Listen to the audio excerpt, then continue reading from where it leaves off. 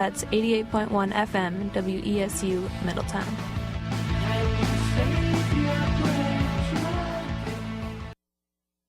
You're listening to 88.1 FM WESU Middletown, a community service of Wesleyan University. Up next is The Business Buzz with Jeff Sherman, taking a look at innovative and cool technology and businesses right here in Connecticut. Catch The Business Buzz each and every Friday afternoon at 4 p.m. as part of our Monday through Friday 4 p.m. local talk block, only on 88.1 FM WESU Middletown. The Business Buzz on WESU is proudly sponsored in part by Carlson & Demir, located right here in downtown Middletown. Carlson & Demir, providing legal representation for victims of serious injury and for those facing criminal charges. On the web at carlsondemir.com, 860-819-1034.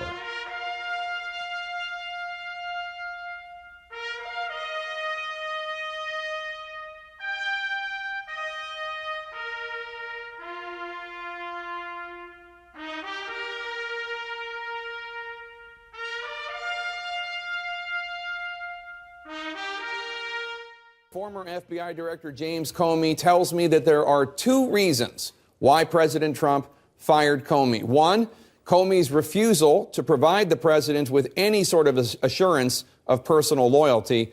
And two, the fact that the FBI's investigation into possible Trump team collusion with Russia in the 2016 election, that's still not only an active investigation, it's actually accelerating. As CNN just reported, federal prosecutors recently issued grand juries.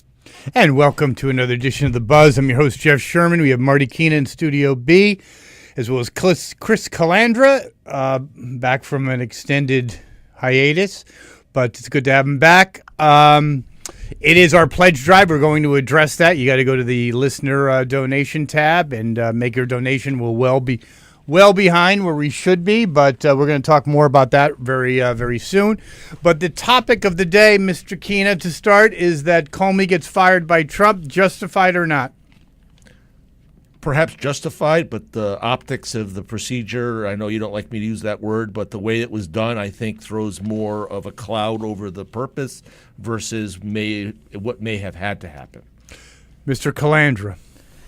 I think it was justified, and as Donald Trump said in his interview with Lester Holt, which hopefully we'll talk about, there would never have been a good time under the circumstances to fire Mr. Comey. He wanted to fire him. There wouldn't have been a good time. Much of what's gone on in the media and the press, I think, would have happened whenever he fired him, whether it was the first day, the 7th day, the 30th day, the 100th day. But Comey politicized the FBI. He became a political creature, and that's not appropriate for the FBI director. And prior to him getting fired, the Democrats didn't seem to like him much. Trump didn't seem to like him much. The Republicans didn't like him much.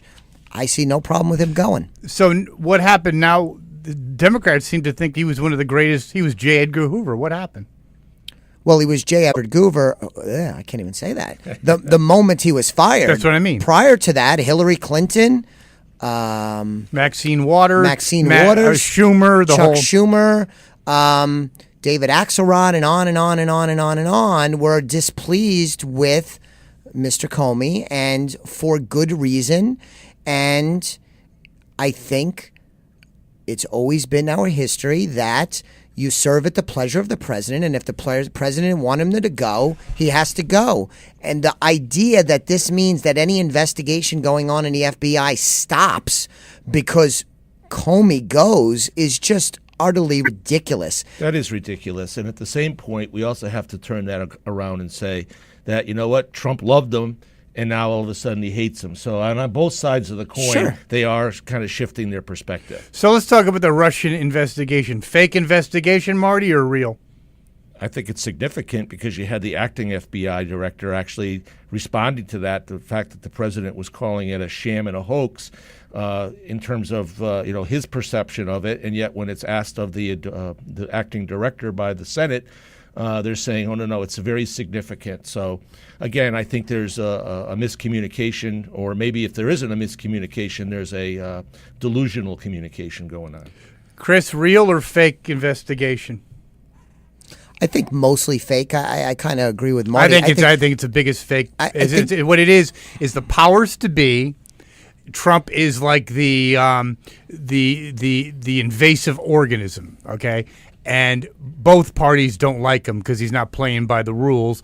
And can you tell me in any way, Chris, how Trump had anything to do with Russia in screwing with our elections? Nothing whatsoever. And that's where, Marty, I think, with what the press is doing, they're at one point they're saying Trump is under investigation, and then it's probably more accurate to say that some members of his transition team and his campaign team are under investigation. But they use them interchangeably. Well, because they want to. We're going to address that. Because they want to make Donald Trump look as bad as possible. So is that by the way, you can chime in with this discussion at 860-685-7700, 860-685-7700. It is our pledge drive. We're going to talk a lot more about that. You got to go to WESUFM.org, click on the donation tab, and make it happen. Marty, why is the press so anti-Trump? Because I think they're concerned about the things that he says. I think they're contrary to what he's even sending his White House inner circle to talk about. If I was Vice President Pence, I would be furious in the fact that here I was trying to play along with the storyline of why we're getting rid of somebody. And Spicer goes out, Kellyanne Conway goes out, he goes out, everybody's saying the line. And then when he comes and says something totally contrary, he leaves his entire staff hanging out. So if I was in the White House, I would be very concerned about whether when I'm asked to say something, if I'm actually going to have the support of the person that I'm speaking for. Do you think, Chris, that Marty's point is correct, that the press is concerned because of the discommunication in his inner circle? No, they have an insane amount of hatred. Visual hatred. And they did since day one. And it's blinding them to any sense of fairness. If he said, can I ask you a quick question? What is worse? Okay, why was there no outrage by the press that is so morally pure, Chris, with Obama giving balefuls of money to Iran, lying about the Iran deal? I didn't hear the press really going gaga over that. Did you? No, because they have chosen sides, and if you're on a team and you're on a side, you're more likely to overlook some things. It's human nature, and Donald Trump is very much not on their team. They didn't want him to be president. He puzzles them. He fights with them, and they are very much out to get them. They are not interested in reporting. They are not interested in traditional journalism. They are only interested in getting Donald Trump at all costs, and But why is that? I could understand if you're a Democratic operative, but why the press? That perplexes me. First Chris, then Marty. Because they don't agree with his worldview. They don't agree with his prescription for how to run the country. He's not one of them. He's not part of the traditional elites that run the country from Washington, New York, L.A. He is the enemy to them. In a lot of ways, maybe that's true. He is the outsider. But even now we have Republicans shaking their heads because the storylines don't match, Chris and Jeff. 1 minute we're this, the next minute we're that. The next minute we're this, the next minute we're that. We still are America. We still are a world leader. We should be the world leader. He is the leader of the free world, and he's sending messages that are so contrary. I don't know. I think our foreign policy is a lot better with him than Obama. Well, that's why we're here in Studio A and Studio B. But I would take issue, Marty, with Chris, let me ask you a question though about foreign policy. You think we think the world is in disarray because of Trump, or do you think it maybe is more in line and respects America because of Trump? I think a lot has to play out, but I think marginally things have improved, not greatly, but marginally I think things have improved, and I think he set some building blocks in place for maybe some even better, clearer success down the line. Well, let's see what our caller, and I believe our caller is a special caller, ladies and gentlemen. Oh. You know why? Because he's chomping at the bit to replace you, Chris, and it's Dr. Eric Lopkin. Dr. Lopkin, are you there? I'm here. So you've been listening a little bit. You were great last week. So what say you? Well, you got a lot of things going on. Most of it is everybody trying to protect their own self-interest. The Democrats and the Republicans are against Trump primarily because he doesn't play by the rules that they set Yes, up. I actually listened to, I think, I forgot who it was. She was great. She's actually, should be my girlfriend. What's her name? She got bounced out because of plagiarism. What's her name? She's got a PhD. She's excellent. Anyway, she was saying exactly what you were saying, Lopkin, is that he's like the foreign, when you talk about a body, he's like a virus to the establishment. He's he's a new the new being coming in there, and they're rejecting him like an organ transplant. Yes. Both the Republicans and the Democrats, because he threatens their business as usual charade that's got us in the world of hurt that we're in. That's it. He doesn't go by business as usual. He does fly by the seat of his pants, which they can't stand. But why are the Democrats so outraged, as Chris was saying, that, 2 weeks ago, Comey was the worst thing ever, the most incompetent idiot, the person that threw the election, among other things, to Trump, and now he's J. Edgar Hoover. Because Comey's irrelevant. Trump made a decision to fire him. They have to come out against it. It's a knee-jerk reaction. So no matter what. So they're just looking for anything he does. Right. If Trump had said he's going to be my FBI director for the next 4 years and nothing's going to take him out, the Democrats would have doubled down against him.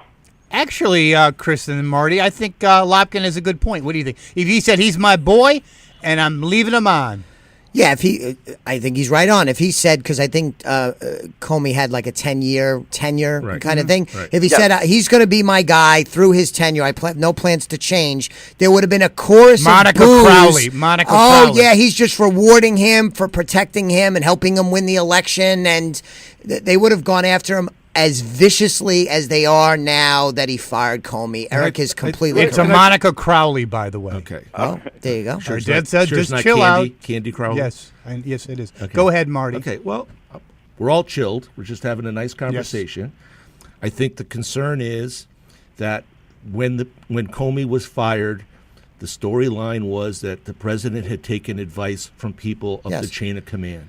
And then that was thrown under the bus. And everybody that was out there telling the story about how he listened to those people. You think that's the first time that ever happened? But I think that it's become only because the president came out and did it himself. I think oftentimes when there's a miscommunication, the president is still sheltered by being in the Oval Office. In this particular case, he's creating the problem. He's showing that there's a disconnect. And again, I think somebody's got to put on their big boy pants and say, look it. We can't have this. We have a unified message. Do you think that's the issue, Dr. Lopkin, what Marty's just outlined? I think the media is simplifying it because, again, they've got problems with Trump because Trump doesn't use them the way other presidents have. But realistically, what everybody has been saying isn't incompatible. Trump said, yes, he had planned to fire him from day one. They said he got the recommendation from the second in command of the Justice Department. Well, both of those things can be true. Yeah. The second in command did put in that recommendation, and he hadn't been confirmed, thanks to the Democrats, until 2 weeks ago. So there's nothing saying. I think that's a big yawn for me. Yeah, Trump didn't make the decision. Dr. Lopkin, do you think that's a big yawn? Oh yeah. I mean, really, that's outrageous, Chris. Is that outrageous? It's not outrageous, and again, Eric is right. I'm looking, and I disagree vehemently with Marty. What Donald Trump said in the Lester Holt interview, he said he, meaning Mr. Rosenstein, made a recommendation. He's highly respected, very good guy, very smart guy. Democrats like him, Republicans like him. He made a recommendation. But regardless of the recommendation, I was going to fire Comey, knowing there was no good time to do it.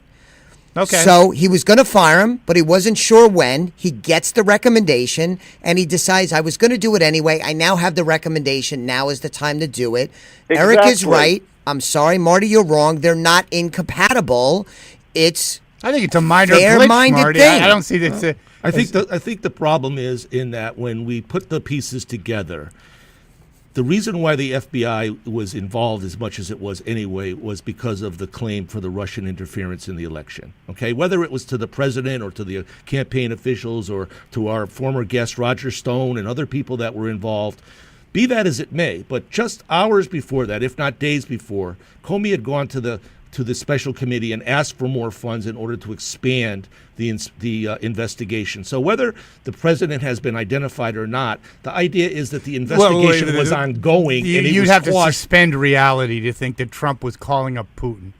What happened I didn't say Putin. I said the Senate. Right, but no, you said the but Russians. even though Director Comey gets fired, Jeff. the Senate is doing an investigation. The House is doing an investigation, but I'm not even for this investigation about what. I know, but it's a bunch of crap. What it is, it is also to undermine Donald Trump and to delegitimize his presidency. If Well, it there's was more to Hillary, it there'd than be just nothing that, to Jeff. this. What's that? The FBI has a vested interest in figuring out what happened because it had to do with hacking. The FBI has a long history of not being able to figure out what goes on in cyberspace. They have no knowledge of it, and the people who are best qualified to do it never get security clearance. So the FBI has to prove, oh yes, somebody hacked this, we can catch them.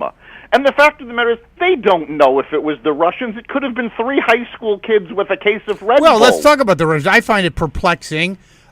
First Marty, then Chris, then you, Dr. Lopkin, that the very party, liberal Democrats, that probably couldn't invade, I don't know, Bermuda, is like all gutsy about Russia, taking on Russia. I find it kind of odd, Marty. Do you? Well, I don't think they're taking on Russia. No, they're trying to start a new Cold War. I don't believe so. I think they're trying to recognize that we do have a democracy. We are not an autocracy. We are not communists. And if we find that along in a pattern, if you actually look and see how Russians have done this in the past and even currently in the French elections that were rejected, that they do play a part in trying to manipulate information. Now, I don't know how Eric would know how the FBI works, but I would imagine that they're a little bit more knowledgeable on how to handle some of this stuff than maybe we are. So why not call it a Russian investigation and acknowledge the fact that Trump and his campaign had really nothing to do with it? They don't have that idea yet. That's why they're investigating. And do you think it clouds Trump's legitimacy? Which is what you want. But anyway, I want him to be able to be a great president because right now I'm embarrassed for America. And are you embarrassed for America, Chris? I am not embarrassed that Donald Trump is president. I am embarrassed that our press acts so badly and so unfairly. That is what I find embarrassing. And that doesn't mean that the press has to kiss his rear end and accept everything he says. But to distort and twist and be so one-sided and so unbelievably the sky is falling every time he goes to the bathroom, it's ridiculous. He could change the brand of toilet paper from Cottonelle to whatever. We're moving away from the facts to... And they would freak out. So anyway, Lopkin, you've heard both arguments. Do you believe that it's in terms of, that the outrage, are you more outraged of Trump being president or the press acting the way they are? I'm outraged that when Trump was elected, the country couldn't go, okay, he's the winner, he won the election, we have to move forward and work together. We have not been able to do that. But why? What the question is why?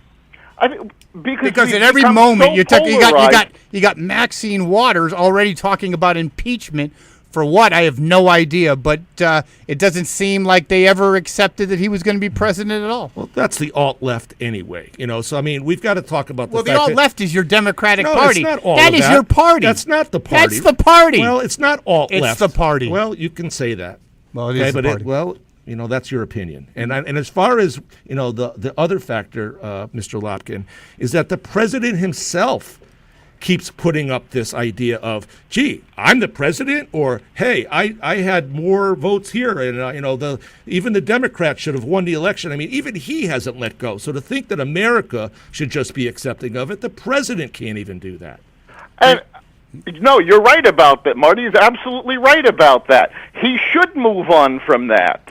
He should take, Eric, I think you would agree with me, he should take a play from Bill Clinton's playbook during the Monica Lewinsky scandal. He said, I'm going to go about doing the people's business. I'm here to work for the American people. Right. And I'm going to go about my business. And I think that would do Donald Trump a world of good. Yep. Actually, Lopkin, I think that he should have a news blackout. I think that he's feeding the beast. They're never going to like him. There's no sense in talking with the mainstream media. Well, Chris, you can share your idea in a second, but I believe that none of his surrogates should go on any of the mainstream shows. Let him feed on himself. It's doing him no good. They're not going to change their mind. So why is he on those shows, Lopkin?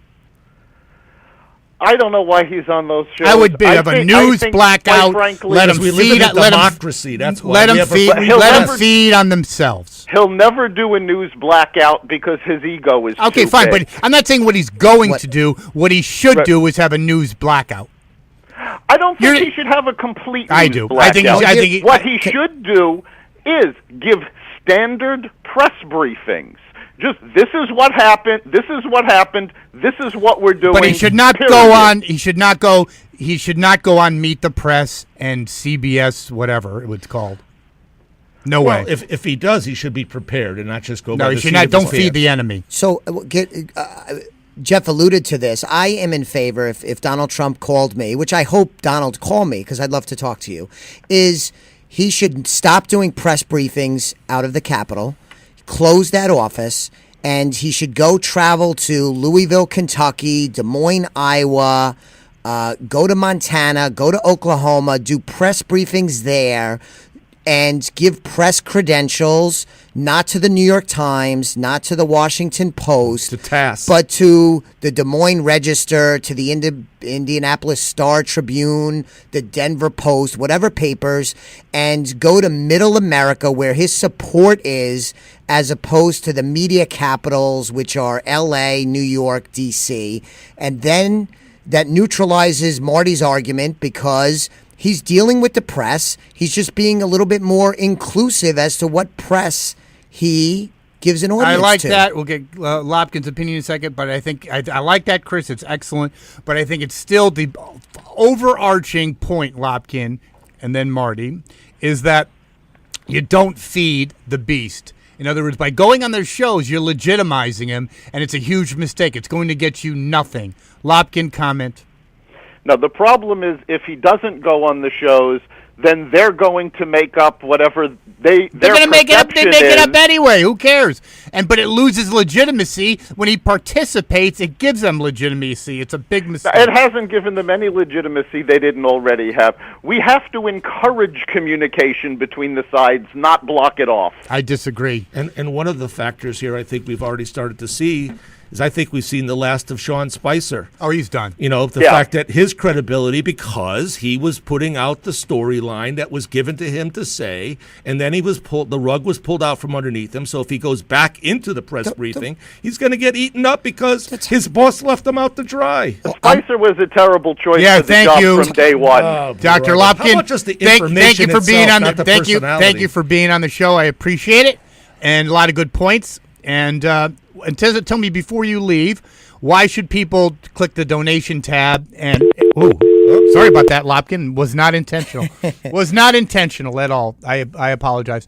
But anyway, so yeah, I think he is correct. This press secretary has to go, and we invite our other callers to join us at 860-685-7700, 685-7700. So why does he have to go? What did he do wrong? Because he sucks. He's a B- player. I think he's ineffectual. Yeah, thank you. He's supposed to be a communicator. He's not supposed to be a policymaker. He's supposed to be able to communicate. He's a crappy communicator. So done with him. Okay. Yeah. But B- player. I still disagree with your assertion, though. He didn't get the rug pulled out of him. The initial thing was they got a recommendation, and he followed the recommendation. That's true. It's also true that Trump wanted to fire Comey, had intended to fire Comey. He just hadn't found the right time after he got the recommendation. This is exactly what Donald Trump says. I'm not making it up. It's what he said. Yeah. Once he got the recommendation, he decided, hey, I want to do it. There's no good time to do it. I got the recommendation. I'm going to do it. Okay. And so it's not only after 24 hours after the FBI had asked for more money to expand the investigation into whatever it was. Do you think the FBI investigation is going to stop? Or there was any chance in God's green earth that the investigation was going to stop? Expand is the word, not stop, expand. But how does Comey getting fired change that whatsoever? Actually, I think it's not the about whether opposite. it's going I to think it's change. the I think they're going to opposite get cranked up. No, I think he made a miscalculation. I think that's true, yes. And I think there's going to be more leaks, and I think he's actually put the intelligence community against him, which is probably one that he can't win. So can you point to anybody that you think said, boy, Director Comey had done a really great job over the last year? Both sides but said if everybody said they didn't like him and lots of Democrats said they lost confidence Chucky in him, Schumer says it's and outrageous. then you fire him, isn't that a net positive? Why can't the Democrats and the press say, hey, Mr. President, we understand you got rid of your guy. It's your prerogative. Right. But make sure you bring somebody in and don't squash the investigation. As long as you do that, we're cool. Fine. Instead of talking about constitutional crisis. There So you who's go. that going to be? Rudy Giuliani? Who knows? Who's Well- that going to be? Chris Christie? That's going to be really interesting. We'll see what But, happens. if he's going to win this, he's got to pull out somebody that's So let me ask you a bigger question. First, Chris, then Marty. Constitutional. 860-685-7700, 685-7700. Let's say Trump forges through this, which I believe he will, and the economy, we start having basically full employment, economy's looking good. Mm-hmm. What happens to the alt-left, which is actually the Democratic Party? What happens to their argument, Chris? I think the Democrats are playing a very dangerous game because they are pressing hard on these issues very early in Donald Trump's term. But if Donald Trump could turn out to be an effective president, I think this longer-term trend of the Democrats losing political seats at all levels of government are going to continue. So from a political standpoint, the Democrats better be successful with this hard play against Trump, because if they're not, It's their last they're stand. going to be in a world of hurt. It's their last the stand. Alamo. And all they want, what I know is their message is global warming, political correctness, and diversity. They have zero interest in the economy. Chris, have you ever heard a Democrat in the last 6 months talk anything about the economy? No, they're too busy trying to tear down Trump at every Or opportunity. transgender bathrooms. But anyway, we do have a caller on the line. Caller, are you there? Yes, I am. So what say you, my friend?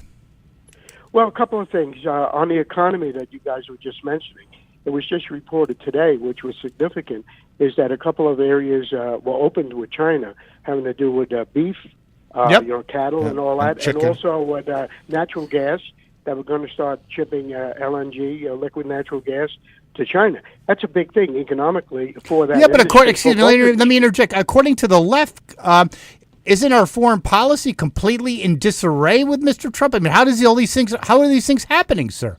Well, they're not telling the truth. They're No, you're kidding me. Really? They're ignoring the positives, and they're trying to create negatives or focus on negatives if there are any to focus on. Well, what is the agenda behind it? See, this is the real quintessential question, because I agree with everything you're saying in terms of they're out to get him. I can understand the Democratic or alt-left party trying to, take down Trump. That's what they do. They're Lewinsky-ites. But how about the press? I mean, they're always, left-leaning. Now they don't even disguise it. What is something has to be behind it. What do you think it is, sir? I just think that they're allied with the Democratic Party. So they're now an arm of the Democratic Party. I don't think that's so far from the truth, Chris. Do you? Yeah. No, I think that is absolutely correct. They despise the man. They are still in utter shock that he managed to win. And they were wrong. And it boggles their mind how he could win. And if you follow the tweets, Jeff, and you follow some of the comments, a very often refrain people say is, how could anybody still support Donald Trump? It's such a foreign idea to them. They can't even wrap their mind around the fact that there's millions and millions and millions of people that, like Donald Trump, are rooting for him and supporting him. But don't you think they find those people that voted for him, Marty, stupid and just deplorables? That they think that, gee, if only us elites had full control, maybe Trump would be an afterthought, because the unwashed masses, the non-Harvard educated, voted for him. Well, I don't believe it's about. I think there's always going to be partisanship. I mean, that's why we have a two-party system. But the partisanship at this point, the rancor, it's going to be what it was the last 8 years. So when it was the Democrats, 8 years, Obama had a I just caller. said Do you 8 years. think the press had a love affair? Was it a I'm saying long about or a getting short things term? done. You're saying about No, I'm talking about the press. Caller, do you think that the press? How much of a love affair do you think they had with Obama? Oh, big time. I mean, Did you ever hear them question anything? Did they ever question the Iran deal? Do you ever hear Lester Holt rip that apart and talk about the midnight money drop? Do you ever hear that? Not at all. How did that happen? Why not? I don't get it.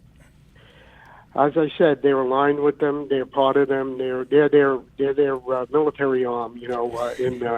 Rhetorically. I mean, Chris. I like that. Yeah. They're the they're the shock troops. Yeah. They're the brown shirts of the Democratic Party. Good. Yeah. Well done. Now, one more thing. Absolutely. Go ahead. Is that Marty mentioned before about that Comey got fired right after he asked for more resources for the Russian investigation. But that was debunked by the second in command, who was in front of the Intelligence Committee, or whatever committee he was in front of, where he said they were resource fine. They had the resources for the Russian investigation. So this is McCabe you're talking about? Excuse me? This is McCabe you're talking about? Yeah, right. Okay. Right. Yeah. So they'll either make stuff up or they'll look for any little inroad. And I watched today, particularly Spicer was on today. He did the press briefing. He should be fired, by the way. Go ahead. They're like savages. These press people. I'm surprised they put him out there. They're savages. They are just looking to destroy anybody associated with Trump. And I think they smell blood. Himself. But let me ask you one question before we let you go. Yeah. What do you think about this whole Russian investigation? Is it a fake investigation or real? Meaning, when I say fake, is it a fake issue? I mean, this whole thing that Trump was coordinating with the Russians, do you think that has any legitimacy, or do you think it's just to undermine his administration? Okay, two pieces to it. One, the legitimate part is the investigation on what did the Russians do to try to interfere with the election. And I agree with that one. Yes, I agree with that. That's a legitimate thing. But the other component is trying to come up with some evidence that there was collusion between the Trump campaign and the others. And what they did is they blended the two of them together. When they talk about it, it's about Trump and his campaign, not about the Russian influence. I think that's a fantastic point, Chris. That is absolutely stunning, because I think they've accomplished that in spades. Sure. That they morphed the two. Now they're interchangeable, even though they're actually not. I don't think the caller could have said it any better. And the press has definitely combined the two, so that if you say you think it's a hoax, they say, oh, you're okay with them hacking the DNC. No, we're not okay with them hacking the DNC. But then it's fantastical to think that Trump is Putin's errand boy and colluded with the Russians, and he's some Russian... But let's real quick. Do you think, getting back to the campaign, when the press, the mainstream media, was getting talking points, Chris, from the Democratic Party, do you think this is also happening with this investigation? Do you think that might be? I mean, how could, and you watch some of these shows, they all say the same thing. How could that be coincidence? Oh yeah, the Democrats, the Democrats and the press are in cahoots. And they are the ones, you want to talk about collusion, they are collusion, and the press has completely abandoned any independence that they might have once had. Do you think they'll ever get it back? Let's say Bill Smith becomes president, Chris, in 3 years, and he's an independent, or she's an independent, Nancy Smith. Do you think they'll ever get their credibility back? I would think it'd take a decade. What do you think, Chris? I think the media is an innovative industry, like all industries, and I do believe that someone will come along and have success if they covered the news down the middle. I think that there would be enough appetite out there by consumers of news, including myself, that they would be successful. So I think a disruptor can come in, yes. Well, thank you, caller. You're a great call. Oh, thank you very much. Thanks for listening. And Marty, I'll throw that question to you. Do you think that the press will recover from their fixation on taking down a president no matter what? The press will always be here because that's our First But do you think Amendment. they'll get back their credibility? The credibility will always be there. It's a matter of whether the people who are paying attention to the press give them the credibility. I think. Do you think they have credibility, Chris, now? They don't. I mean, if you look, Marty, Go up at the ratings. If you look with the ratings, I mean, we'll often talk about how politicians have terrible ratings, and Donald Trump's are not great. But the press is well below that. Yeah. Well I below think you guys that. are actually talking about television journalism, and then there's print journalism. No, and it's there's all journalism. Investigative journalism. No, not. The hard facts are the hard facts, and hard facts oftentimes are uncovered by hard journalists who go in there and they go to their sources and they put the story together, and then they double check it, and then they triple check it, and those are the people I want to be able to agree with, or at least listen to, so I can make up my mind, not listen to somebody who's telling me one thing. 5 minutes later, somebody else is telling me something else, and it's coming from the same office. Would you consider the New York Times in that category? As somebody that's credible? Yes. Absolutely. Okay. Chris, do you think the New York Times is credible and unbiased? No, as Marty was speaking, I think, and I'm not a huge fan of his, but Rush Limbaugh for years and years has said, when he reads the New York Times, he says, wow, that's amazing. Yeah. If When's it's the last true. time Rush Limbaugh got a Pulitzer? If it's true, he would say, like, if you read the New York Times, great, read the New York Times, and then just whatever you think at the end, say, wow, that's amazing if it's true. That's troubling if it's true. I can't believe they did that if it's true. Because the editorial side of the New York Times has blended thoroughly into what used to be unbiased hard news. And incredible newspapers, they have what they call the op-ed page. And so you can also read on the other side where there are other people who give a contrarian point of view, and people who are interested in being able to be critical thinkers and figure out for themselves hopefully what they want to believe in. That's a pretty good source to go to. All right, so speaking of contrarian viewpoints, there's no contrarian viewpoint, Chris, to our need to raise some money for the station. It is our fund drive, and you've been out of the loop for a little bit. What does this station and this show mean to you? The show over these last several years has come to mean so much for me, giving a voice to the local community. We're bashing the press now, and Marty and I might disagree, but we have civil discussions here. Marty and I will hug it out after the show. We have great callers, and we tend to have very civil discourse. We invite various viewpoints onto the show, and when you look at the lineup across the stations, different shows, you get such a variety, such a diversity, and it's all local, community-based, and it deserves to be supported. Well said. Marty, What does Absolutely. this station mean to you, and why should people donate? Well, I've been doing this for quite a while, Jeffrey, and I love you for it because you invited me to become a part of it. And although we oftentimes have differing viewpoints, I think we're brothers from different mothers. And I also feel great respect for Chris and the callers that have come in and the different people that I've had an opportunity to meet either here in studio as guests or listen to on the phone. And I've grown as a person, and I want to think that that we've had a chance to help others who have been good listeners, consistent listeners, new listeners, that they're learning something not only about the world around them but about themselves. Well said as well. And let's play a little promo piece. Again, you go to WESUFM.org, click the donation tab, and let's get it done, ladies and gentlemen.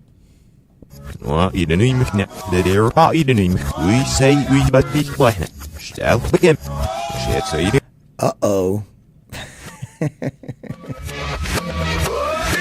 Well, that's why we need the Wow. money, I because thought that was the an example there. the CD player is on the fritz. I actually shows thought you- that was the promo. Please send money now. We need help. We need money immediately, absolutely immediately. So here's one person that actually doesn't really need money, and she needs no introduction. First debate, my opponent actually made fun of me for preparing. So I said, yes, I did prepare for the debate, and I'll tell you something else I prepared for. I prepared for being president. And I think, it's not exactly headline grabbing. I understand that. But, I can't be anything other than who I am. And I spent decades learning about what it would take to move our country forward, including people who, clearly didn't vote for me. To try to make sure that we dealt with a lot of these hard issues that are. So, Marty, what kind of country or presidency we would have had under Hillary, and is she really having sour grapes now? I think we would have perhaps some of the same policies that we had been living with, during the Obama administration around climate change, and putting a future in our future, not just dealing with the here and the now, but dealing with the here and the now so that we have a future not only for ourselves but for our children. I don't believe that in some cases in the kinds of environmental decisions that have been made recently that is so, and that's my biggest concern. And I think a lot of it revolves around some of the issues that will come along in economics and politically. But I think if we look at environmentally, a problem. I think in the State Department, we would probably have a functional State Department. I don't believe that there's been more than a half dozen, if that many, undersecretaries identified, so that when we do have these kinds of concerns that, we're kind of self-emulating ourselves, we would have people going out to other parts of the world to explain what the situation is, and we don't have that. Okay, Chris, what do you think about the first of all, Marty's view, 860-685-7700, 860-685-7700, and maybe your own view of what our country or presidency or world would be with Hillary as our president. I was a fan of Donald Trump's and voted for Donald Trump's because I wanted change. And if Hillary Clinton would have gotten elected, she by and large would have continued the policies of President Obama. And many of those policies, especially on the economic front, were not good enough on job creation, wealth creation, trade policy, retaining jobs in the U.S., all of those things. So I am glad that we are embarking on a change presidency. Not that he's perfect, but I'm glad we changed course. And in terms of the State Department, Marty brings up a good point because it doesn't seem like he's filled a lot of roles, Donald Trump. I'm not sure if that's a good thing or a bad thing. It's kind of hard to tell. But what I do know, and we've all seen this in corporate America, businesses in the technology age we live in have figured out how to be more productive, more efficient with less individuals. And the government accomplishing a little bit of that isn't such a bad thing. So maybe they should get into the 21st century is what you're saying. Yeah, and I don't know enough to know whether they're rightly staffed or they're overstaffed or too much bureaucracy, but my guess is that government and most bureaucracies within the government are too bloated, and that reduces their productivity and ineffectiveness. Could you reflect on Hillary's foreign policy or his experience as a Secretary of State? How would you rank her, and what do you think of her? First Chris, then Marty. What do you think of some of her biggest accomplishments were? The ranking. I think she was a very weak Secretary of State, and many of the things that she and President Obama attempted to do, especially in the Middle East, didn't work out, and worked out much worse than they would have thought. Now, the Middle East is a really, really difficult problem to resolve, so I give them points for trying, but I don't think she came out of that tenure with any notable accomplishment whatsoever, and I think that's one of the many things that hurt her in her campaign. She didn't have that thing to hang her hat on. Like when President Obama, Jeff, ran for re-election, he had that. Bin Laden. We got bin Laden.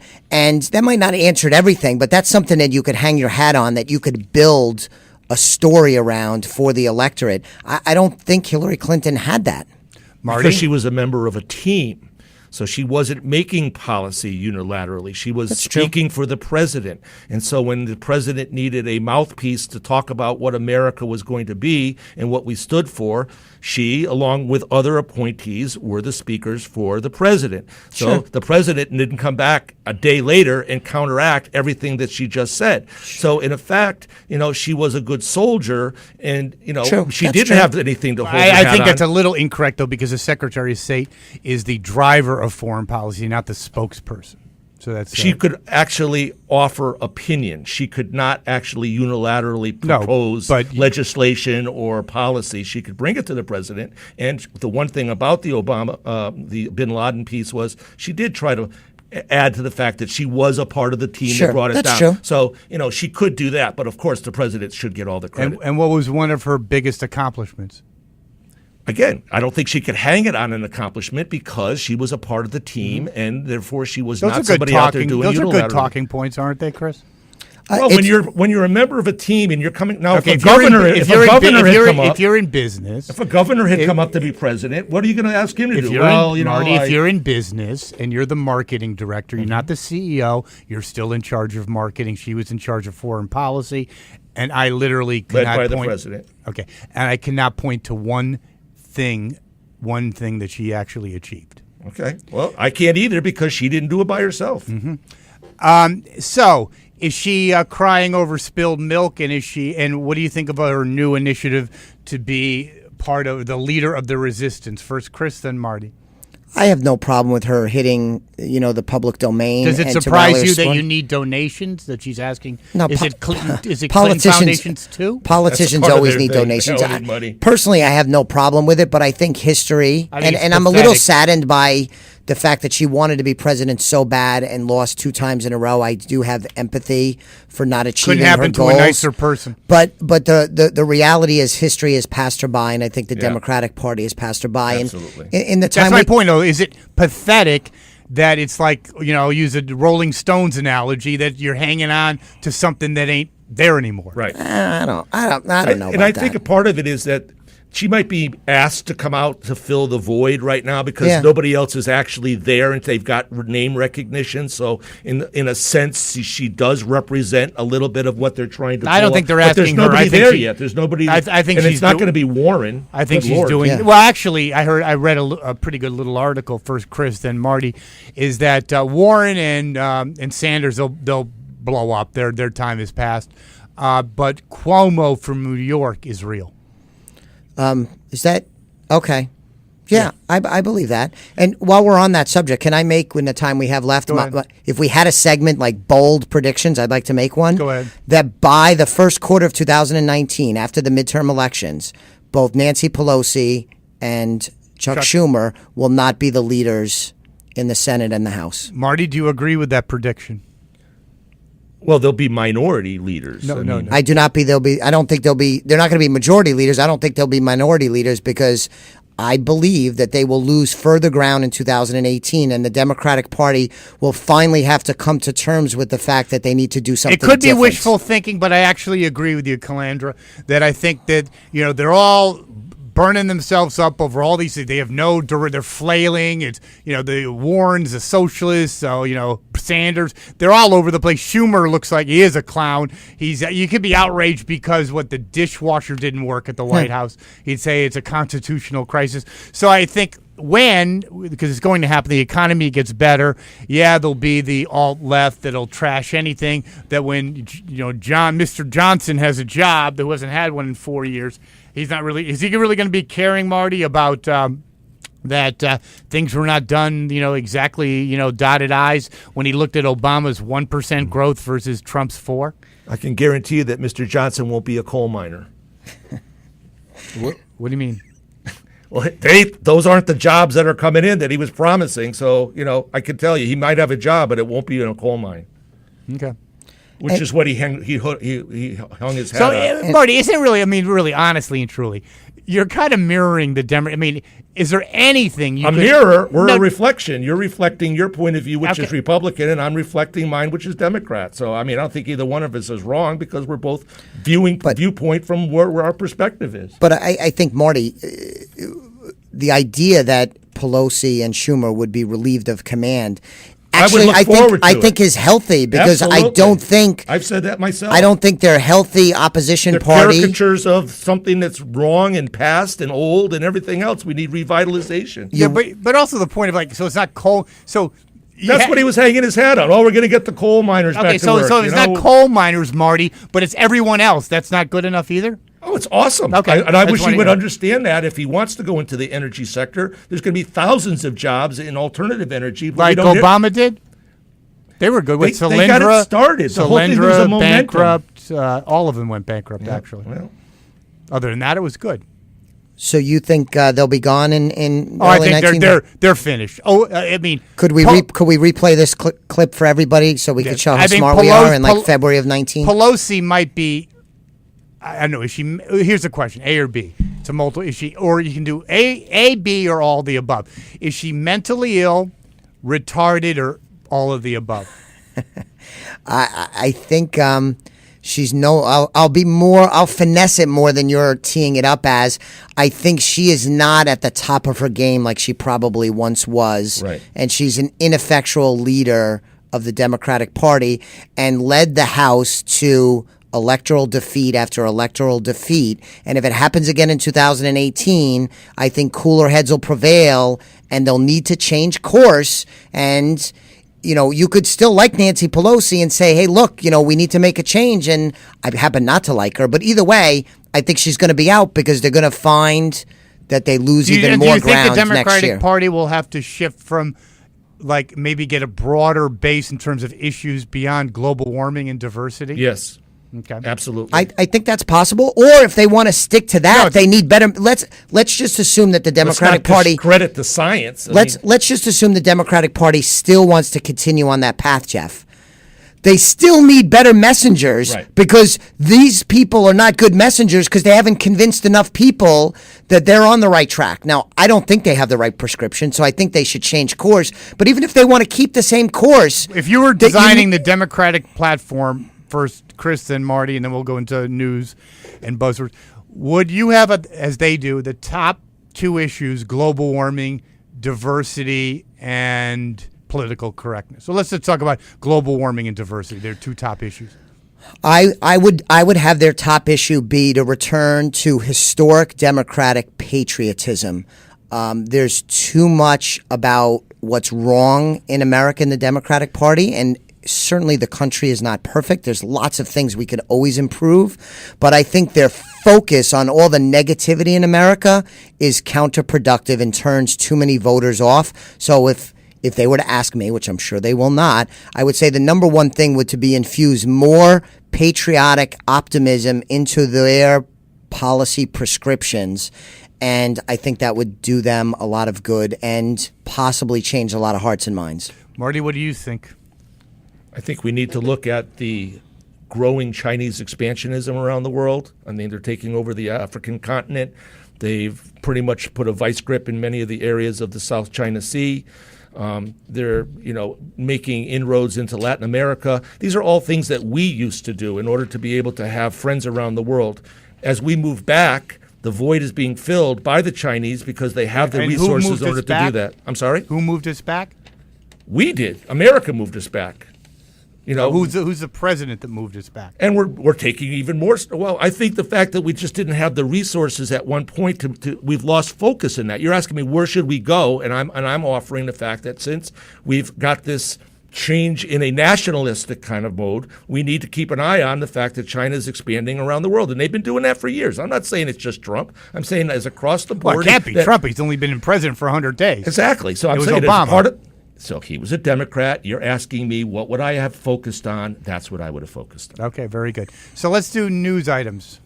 Taking a worldview, South Korea is certainly in the news because of their new president, and they're reaching out to the North. But at the same time, they're reaching out to the North in such a way where they're offering a quadruple cash award to any North Korean person who has any connection to the military or has information about the North Korean government. As they start to defect, they're looking to give them up to an amount of $860,000 to be a defector. And in a country like that, that's pretty big cash. $860,000 to leave North Korea for South defector. Korea?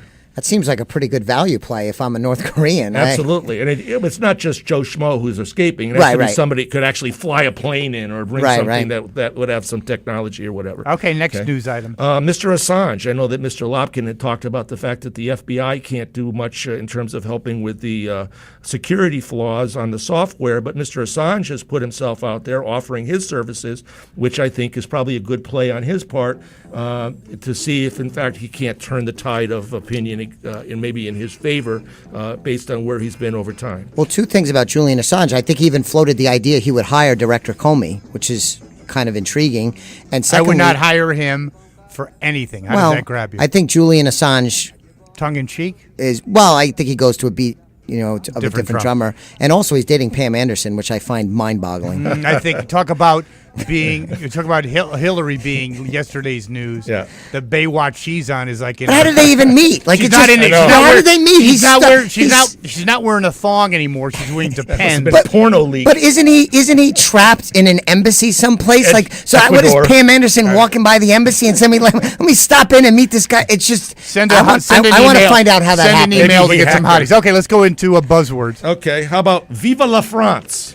Well, they selected who they did, and we'll see what happens. It's an interesting country at this point. Hazing. Liberalism has done their marvelous good things. Hazing.